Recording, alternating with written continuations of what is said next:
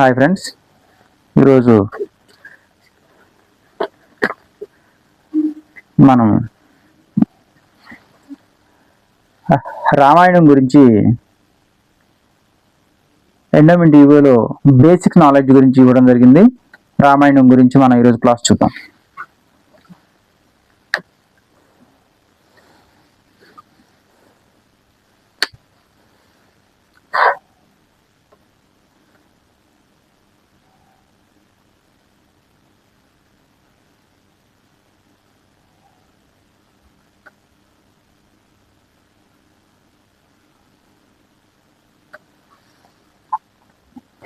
రామాయణం రామాయణం అంటే రాముని మార్గం అని అర్థం. ఎవరి మార్గం అంటే రాముని మార్గం అని అర్థం. అయితే ఏంటి రామాయణం అంటే, రామాయణం అనేది కేవలం ఒక జీవన పఠనీయమైన గ్రంథం, అధ్యయన శాస్త్ర గ్రంథమే కాకుండా ఒక జీవన పఠనీయమైన గ్రంథం అని మనం చెప్పుకోవచ్చు. అయితే భగవంతుడే సాక్షాత్ విష్ణుమూర్తే ఈ యొక్క మానవుడిగా జన్మించి ఒక మనిషి తాను ఏ విధంగా జీవించాలి, ఏ విధంగా ప్రవర్తించాలి, రాజ్యాన్ని ఏ విధంగా రాజ్యంలో ప్రజలను ఏ విధంగా చూడాలి, రాజ్యాన్ని ఏ విధంగా పరిపాలించాలి, తండ్రి మాటలను ఏ విధంగా గౌరవించాలి, అన్నదమ్ముల యొక్క ప్రేమను అన్నదమ్ముల మధ్య ప్రేమాభిమానాలు ఎలా ఉండాలి అనేటువంటి విషయాల్ని సాక్షాత్తు భగవంతుడే మానవ జాతికి అందించినటువంటి విషయంగా చెప్తూ ఉంటారు.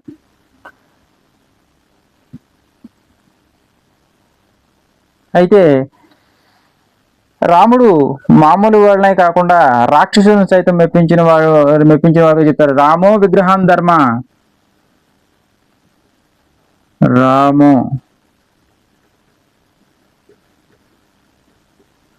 విగ్రహాన్ ధర్మ సత్య ధర్మ పరాక్రమ.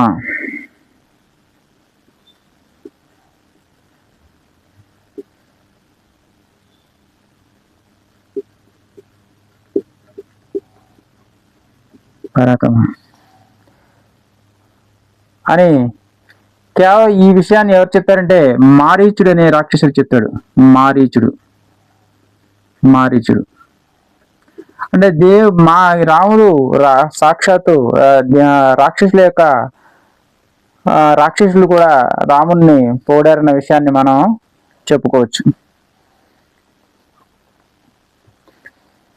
అయితే నేడు మనం చెప్పుకుంటున్నటువంటి ఈ రామాయణం ఒక భారతదేశంలోనే కాకుండా, భారతదేశం అంటే మీకు ఇటువరకు ఉన్నటువంటి దేశాలనేవి కూడా భారతదేశం, అఖండ భారతదేశం అంటే నేడు పాకిస్తాన్, నేపాల్, చైనా, మయన్మార్,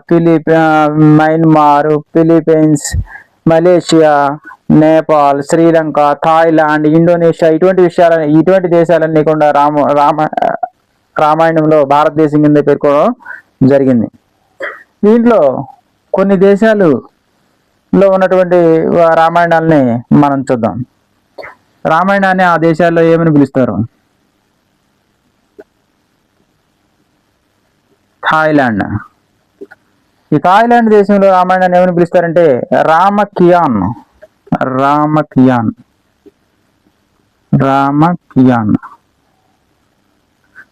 అదేవిధంగా ఇండోనేషియాలో కకావిన్ రామాయణ్.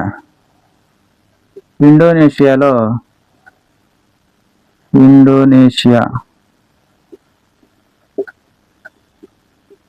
కకావిన్ రామాయణ్.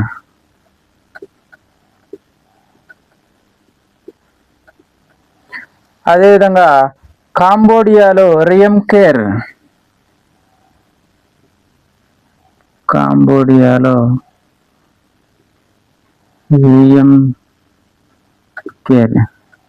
అదేవిధంగా లావోస్ ప్రాలామ్. లావోస్ వచ్చేటికి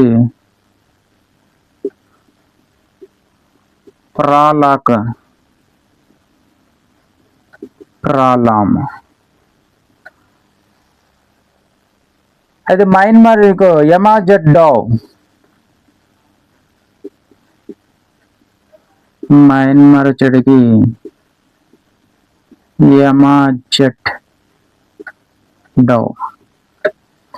అదేవిధంగా మలేషియా షికాయత్ షరియామ్, మలేషియా.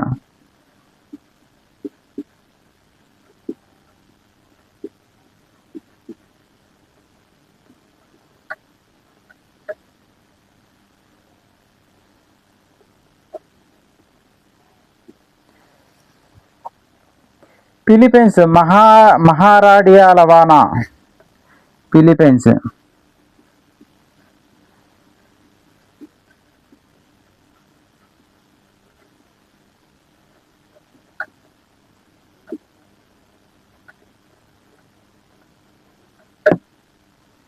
మహారాడియా లవానా.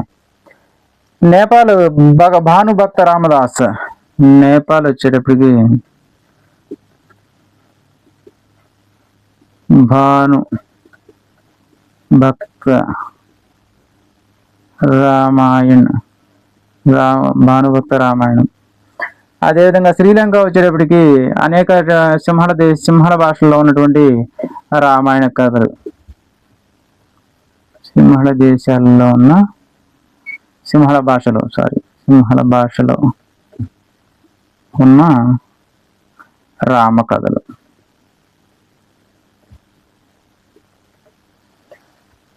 ఇవన్నీ కూడా మనకు రామాయణాన్ని వివిధ దేశాల్లో ప్రజెంట్ ఇప్పుడున్నటువంటి దేశాల్లో ఏ దేశాల్లో ఏ విధంగా పిలుస్తారు అనేది మనం చూసుకోవచ్చు.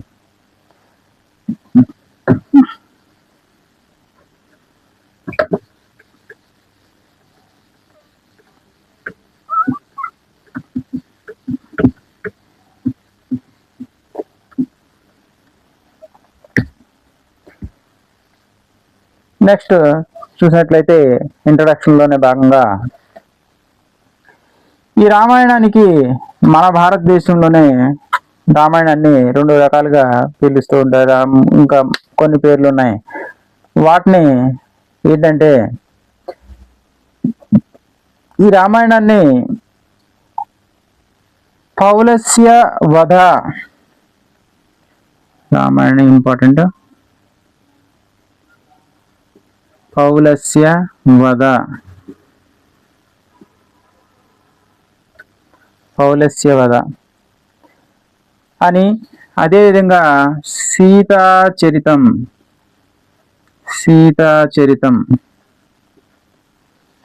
అనే పేర్లు కూడా దీనికి ఉన్నాయన్నమాట. ఈ మహాకావ్యాన్ని రాసినటువంటి వారు ఎవరంటే రాసినటువంటి వారు వాల్మీకి మహర్షి. ఈ వాల్మీకి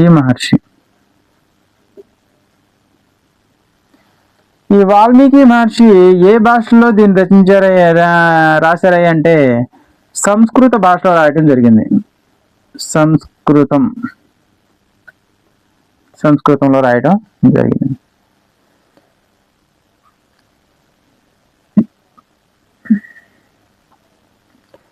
ఇది కేవలం భారతదేశంలోనే కాకుండా ప్రపంచ సాహిత్యంలోనే ఆది కావ్యం రామాయణం. ప్రపంచ సాహిత్యంలోనే ఆది కావ్యం ఏదంటే ప్రపంచ సాహిత్యంలోనే ఆది కావ్యం రామాయణం. బేసిక్ ఆది కావ్యం ఏదైతే దాన్ని రాసినటువంటి కవి మొదటి వారు అవుతారు కాబట్టి ఆది కవి వాల్మీకి మహర్షి ఆది కవి.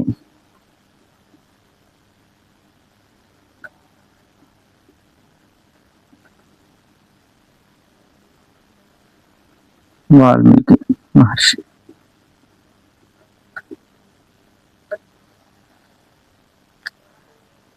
ఇక్కడ వరకు రామాయణం ఇంట్రడక్షన్ పార్ట్ చెప్పడం జరిగింది. దీని కంటిన్యూషన్ దీనిలో భాగంగానే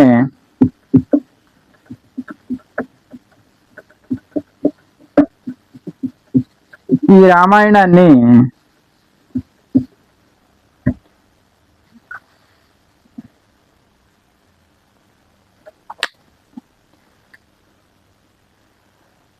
6 కాండలుగా విభజించడం జరిగింది. దీన్ని ఎన్ని భాగాలంటే 6 కాండలు, 6 కాండలుగా విభజించడం జరిగింది. 1 బాలకాండ, 2 అయోధ్యకాండ,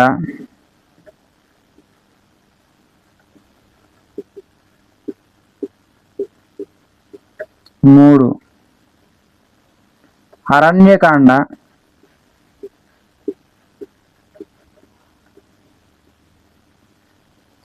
4 కిష్కింధకాండ,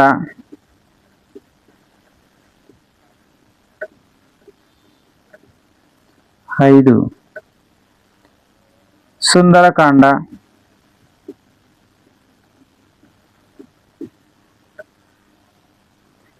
6 యుద్ధకాండ.